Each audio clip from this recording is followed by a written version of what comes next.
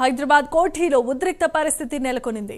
DME కార్యాలయం ముందు ఆశా వర్కర్లు ఆందోళనకు దిగారు. సీఎం రేవంత్ రెడ్డి ఇచ్చిన హామీ ప్రకారం 18,000 రూపాయల ఫిక్స్డ్ జీతాలను ఇవ్వాల్సిందిగా వారంతా డిమాండ్ చేస్తున్నారు.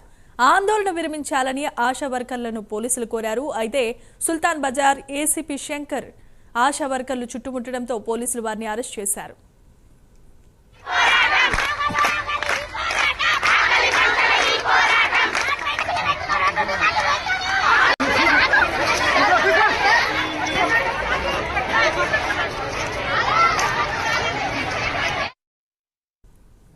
రైట్, ఇక హైదరాబాద్ కోఠీలో ఆశా వర్కర్లు డిఎంఈ కార్యాలయం ముందు ఆందోళన చేపట్టారు. దీనికి సంబంధించిన మరిన్ని వివరాలను అందించడానికి మా ప్రతినిధి కుమార్ ఫోన్ ద్వారా సిద్ధంగా ఉన్నారు. కుమార్, చెప్పండి.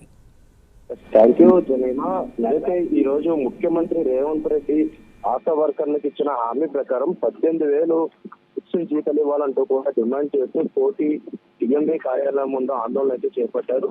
ఈ నేపథ్యంలో ఆశా వర్కర్లకు పోలీసుల మధ్య వాగ్వాదం కూడా చోటు చేసుకుంది. ముఖ్యంగా ఏసీపీ అలాగే సిఎస్ఐ అధికారులు కూడా అక్కడికైతే చేరుకోవడం జరిగింది. ముఖ్యంగా ఏసీపీ శంకర్ ను కూడా ఆశా వర్కర్లు అయితే చుట్టుముట్టారు. ఈ నేపథ్యంలో అక్కడ కొద్దిగా వాగ్వాదం చోటు చేసుకోవడంతో కూడా ఆశా వర్కర్లు అందరినీ కూడా పోలీసులు అయితే ముఖ్యంగా అరెస్ట్ చేసే సమయంలో కూడా కొద్దిగా ఉద్రిక్త వాతావరణం అయితే చోటు చేసుకున్నారని చెప్పొచ్చు. ముఖ్యంగా ఈరోజు అసెంబ్లీ కారణంగా ముఖ్యమంత్రి రేవంత్ రెడ్డి ఇచ్చిన హామీ ప్రకారం ఆశా వర్కర్లకు 18,000 ఫిక్స్డ్ జీతం ఇవ్వాలంటూ కూడా వీళ్ళైతే నినాదాలు చేశారు.